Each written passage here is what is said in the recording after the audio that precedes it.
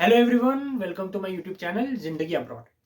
मेरा नाम है ऋषभ और आज हम इस वीडियो में बात करने वाले हैं how you can apply for APS certificate.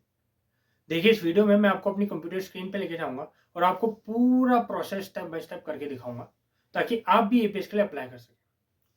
देखिए, अगर आपको एपीएस के बारे में जानना है, जैसे कि एपीएस में कितना टाइम लग सकता है, क्या क्या डॉक्यूमेंट्स रिक्वायर्ड होते हैं, तो इस चीज़ के लिए मैंने ऑलरेडी एक एंटायर वीडियो बना रखा है। उस वीडियो का लिंक मैंने डिस्क्रिप्शन में दे दिया है, वहां से चेक कर सकते हैं। या फिर एक काम करता हूँ, इस वीडियो के एंड में भी मैं आपको उस वीडियो का लिंक दे दूंगा, तो आप वहां जाके उस वीडियो को चेक कर सकते हैं। ठीक है, तो आइए अब शुरू करते हैं हमारी इस वीडियो को और अब मैं लेके चलता हूँ आपको अपनी कंप्यूटर स्क्रीन पे। चलिए, मैं आपको दिखा देता हूँ कि आपको एपीएस के लिए अप्लाई कैसे करना है। तो उसके लिए आपको आना है यहाँ अप्लाई बटन पे। ठीक है, यहाँ पे आपको अपना कोई सा भी यूजर नेम रखना है। कोई भी आपका यूजर नेम हो सकता है। जैसे अभी मैं डेमो के तौर पे दिखा रहा हूँ, तो मैं यहाँ पे यूजर नेम रख देता हूँ डेमो 1 2 3। ठीक है, उसके बाद मेरे को पासवर्ड रखना है, तो मैं पासवर्ड यहाँ पे रख देता हूँ। कुछ कोई से भी आप अपने हिसाब से पासवर्ड रख सकते हैं।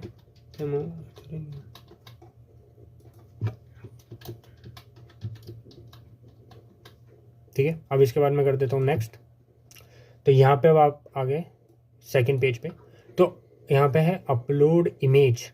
यहाँ पे आप अपनी इमेज अपलोड कर दीजिएगा कोई भी, और यहाँ पे आपको अपना डालना है फर्स्ट नेम, देन आपको डालना है लास्ट नेम जो भी है, देन ईमेल आईडी आपकी। जो भी आप ईमेल आईडी डालें, मेक श्योर कीजिएगा वो आपकी एक्टिव ईमेल आईडी हो, उस पर आप हमेशा एक्टिव रहते हो। उसके बाद आपको यहाँ पे वापस अपनी ईमेल आईडी डाल देनी है। फिर आपको अपना जेंडर डाल देना, अगर आप मेल हैं तो मेल, फीमेल है तो फीमेल। आपको नेशनलिटी डाल देनी है, डेट ऑफ बर्थ डाल देना, आपका कोई भी हो सकता है, जो भी आपकी डेट ऑफ बर्थ हो, और प्लेस ऑफ बर्थ जहाँ पे भी आप पैदा हुए हो। आप इंडियन सिटीजन हैं तो आप यस कर दीजिए। यहाँ पे आपको अपना आधार नंबर डाल देना है। देन यहाँ पे आपको अपना डाल देना है passport number, contact number, alternative contact number, आपका एड्रेस आ जाएगा। ऐसे कर आगे आपको यहाँ पे नेक्स्ट पे आ जाना है।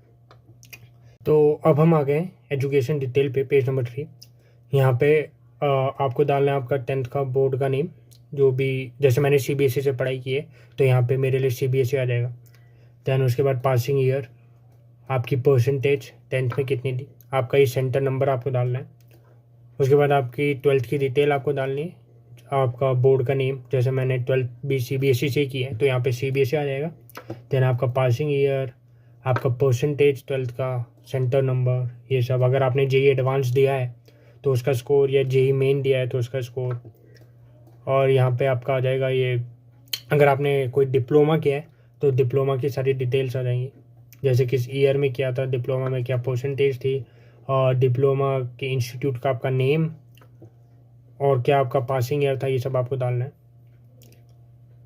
तो अब हम चलते हैं पेज नंबर 4 पे। तो अब हम आ गए एजुकेशन डिटेल नंबर 2 पे, ये 4th पेज पे। यहाँ पे अगर आपने बैचलर्स की है तो इसमें लिखा भी है इफ एप्लीकेबल। अगर आप बैचलर्स के लिए ही अप्लाई कर रहे हैं जर्मनी में तो ये आपको फिल आउट करने की ज़रूरत नहीं है। पर अगर आप मास्टर्स के लिए जा रहे हैं तो आपको ये यहाँ पे सब फिल आउट करना है, जैसे बैचलर्स एजुकेशन स्टेटस क्या है। अगर आप अभी भी पढ़ रहे हैं तो यहाँ पे क्लिक कर देंगे, अगर आपने कंप्लीट कर दिए तो कंप्लीट बैचलर्स पे आप क्लिक कर देना। देन आपका यूनिवर्सिटी का नेम, जैसे मैंने मणिपाल यूनिवर्सिटी से अपनी बैचलर्स की थी तो यहाँ पे मेरे लिए आ जाएगा मणिपाल यूनिवर्सिटी। देन उसके बाद आ जाएगा मेरे लिए बैचलर्स का इंस्टीट्यूट का नेम, जो कोर्स था वो परस्यूड, बैचलर्स ड्यूरेशन कितने साल की थी, मेरी 3 साल की बीबीए थी तो वो। देन किस सब्जेक्ट में मैंने स्पेशलाइज था, मैंने एचआर में किया था तो मेरे लिए यहाँ पे एचआर आ जाएगा। देन पासिंग ईयर, आपकी परसेंटेज क्या थी या सीजीपीए क्या थी, आपका लॉगिन आईडी और पासवर्ड जो भी आपके पोर्टल का है जिससे आप चेक करते थे अपना स्कोर कार्ड, एंड देन आपका प्रोफेशनल ईमेल आईडी। देन यहाँ पे अगर आपने मास्टर्स भी पहले कर रखी है, आप दोबारा मास्टर्स के लिए जा रहे हैं या पीएचडी के लिए जा रहे हैं तो ये आपको फिल आउट करना है, तो ये सब आप देख लीजिएगा। देन उसके बाद अगर आपने अलग से डिप्लोमा या डिग्री कुछ की है, जैसे मैंने माइका यूनिवर्सिटी से एक डिप्लोमा किया था डिजिटल मार्केटिंग में, तो मेरे को ये फिल आउट करना है। अगर आपने भी किया है तो आप ये फिल आउट कर लीजिएगा, अगर नहीं किया है तो दैट्स कूल, इट्स फाइन। तो यहाँ पे हम आ गए पेज नंबर 5 पे, टेस्ट एएस डिटेल्स। देखिए, जिन लोगों को ये नहीं पता मैं आपको बता दूं, बहुत सारी जर्मन यूनिवर्सिटीज़ जो होती है वो एडमिशन टेस्ट लेती है। तो अगर आपने भी कोई ऐसा एडमिशन टेस्ट दिया है तो आपको यहाँ पे अपनी डिटेल्स फिल आउट करनी है। अगर आपने नहीं दिया है तो आप नेक्स्ट कर दीजिए, कोई इम्पोर्टेंट नहीं है। पर अगर दिया है तो यहाँ पे सब आप डिटेल्स अपनी फिल कर दीजिएगा। मैंने नहीं दिया है तो मैं पेज नंबर 6 पर जाता हूँ, लैंग्वेज सर्टिफिकेट। अब जो लैंग्वेज डिटेल्स है, अब लैंग्वेज डिटेल्स में अपन को सेलेक्ट करना है लैंग्वेज चूजन, जिस भी लैंग्वेज में आप अपनी पढ़ाई कंप्लीट करने वाले हैं। फॉर एग्जांपल मेरी जो पढ़ाई है जो मैं कंप्लीट कर रहा हूँ वो इंग्लिश में है, तो मैं इंग्लिश सेलेक्ट करूँगा। अगर आपकी पढ़ाई जर्मन में है तो आप जर्मन सेलेक्ट कीजिए। अगर आपकी पढ़ाई जर्मन और इंग्लिश दोनों में है तो आप बोथ सेलेक्ट कीजिए, ठीक है। तो बट मेरी तो इंग्लिश में, तो मैं इंग्लिश में चूज़ करता हूँ।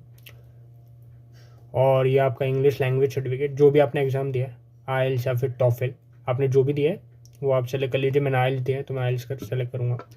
देन यहाँ पे आपको डालना है अपना आइल्स का रिजल्ट। देन यहाँ पे आप उसके बाद आप नेक्स्ट कर दीजिए अपना रिजल्ट डाल के, ठीक है। अब हम यहाँ पे आ गए पेमेंट डिटेल्स पे। देखिए जैसे कि मैंने आपको वीडियो में भी बताया था, APS की जो फीस है वो है 18,000 रुपीज़। तो वो आपको फिल करनी है आपकी फ़ीस, और वो डिटेल्स आपको यहाँ पे डालनी है। आप चाहें तो CC एवेन्यू से भी पेमेंट कर सकते हैं। तो ये आपको CC एवेन्यू सेलेक्ट करना है, देन आपको सबमिट कर देना। यहाँ पे सब आपको अपनी डिटेल्स डालनी है, ठीक है। देन जैसे ही आप ये सबमिट कर देंगे, आपने सक्सेसफुली APS के लिए अप्लाई कर दिया। ये सिंपल सा स्टेप था जो मैंने आपको सारे बता दिए। आप इन स्टेप्स को फॉलो करके APS के लिए अप्लाई कर सकते हैं, कोई आपको इशू नहीं आएगा, ठीक है। जैसे ही आप ये फीस पे कर देंगे, जैसे कि मैंने वीडियो में भी बताया था, आपके पास एक कन्फर्मेशन मेल आएगा जिसमें लिखा होगा कि आपने सक्सेसफुली APS की फ़ीस सबमिट कर दी है। ऑलराइट, तो उससे आपको कन्फर्मेशन हो जाएगा कि हाँ आपने APS के लिए सक्सेसफुली अप्लाई कर दिया है।